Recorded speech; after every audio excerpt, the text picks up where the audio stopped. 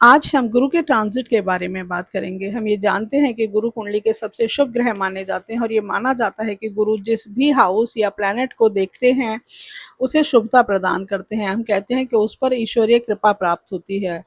तो इसी तरीके से यदि ट्रांजिट में भी गुरु किसी ग्रह से टाइम में ट्रांजिट करते हैं, यानी वो ग्रह जिस भी हाउस में प्लेस्ड है या उसी हाउस में ट्रांजिट होता है गुरु का, या उस हाउस से 5वें या 9वें घर में ट्रांजिट होता है। हम जानते हैं कि गुरु की 5वीं और 9वीं दृष्टि स्पेशल दृष्टि मानी जाती हैं, जो कि सबसे शुभ दृष्टियां मानी गई हैं। तो हमने कहा कि वो किसी भी प्लैनेट को यदि 5वीं 9वीं दृष्टि से देखते हैं या उस प्लैनेट के ऊपर ट्रांजिट करते हैं, तो उस प्लैनेट के जो नेचुरल ट्रेड्स हैं वो हमें ज़रूर देखने को मिलते हैं उस दौरान। जैसे यदि वीनस से यदि टाइम में गुरु का ट्रांजिट आता है तो वीनस के ट्रेड्स हमें उस दौरान ज़रूर मिलेंगे। यानी हमारी हो सकता है उस दौरान शादी हो जाए, किसी से अफेयर हो जाए, या हम किसी रिलेशनशिप में चले जाएं। अगर इस तरह का कुछ उस दौरान नहीं हो रहा है या हम नहीं करना चाहते हैं या हमारी उम्र नहीं है, जो भी रीज़न हो, तो कुछ ना कुछ आपको लग्जरी ज़रूर उस दौरान मिलेगी। आप हो सकता है गाड़ी वगैरह कुछ खरीद लें। तो कहने का मतलब है कि आपको वीनस के कारक तत्व उस दौरान देखने के लिए ज़रूर मिलेंगे। तो इसी तरीके से यदि सैटर्न से ट्रांजिट करते हैं टाइम में, तो सैटर्न हम जानते हैं कि हमारी करियर के कारक होते हैं। तो उस दौरान हमारे करियर में ग्रोथ हो सकती है, प्रमोशन हो सकता है, हमारी वेल्थ बढ़ सकती है। हम जानते हैं वो 11th हाउस के लॉर्ड होते हैं, हमारी अर्निंग्स को रिप्रेजेंट करते हैं। तो उस दौरान हमारी अर्निंग्स बढ़ सकती हैं।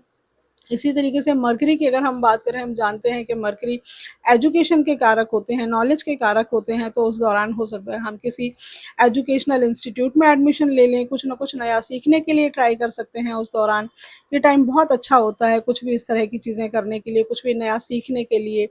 इसी तरीके से यदि राहु से टाइम में ट्रांजिट हो रहा है, हम कह रहे हैं राहु कहीं ना कहीं हमारे मति भ्रम को दिखाता है, हमारे दिमाग में टेंशन्स को दिखाता है, कोर्ट केसेस को भी दिखाता है। तो हम ये कहेंगे उस दौरान यदि आपके कोई कोर्ट केसेस वगैरह चल रहे हैं, आप दिमाग से तौर पर कुछ स्ट्रेस में चल रहे हैं, मेंटल स्ट्रेस आप फील करते हैं, तो जब राहु से टाइम में यदि जुपिटर का ट्रांजिट आएगा तो आपकी टेंशन्स कम होंगी। हो सकता है कोर्ट केसेस भी आपके खत्म हो जाएं।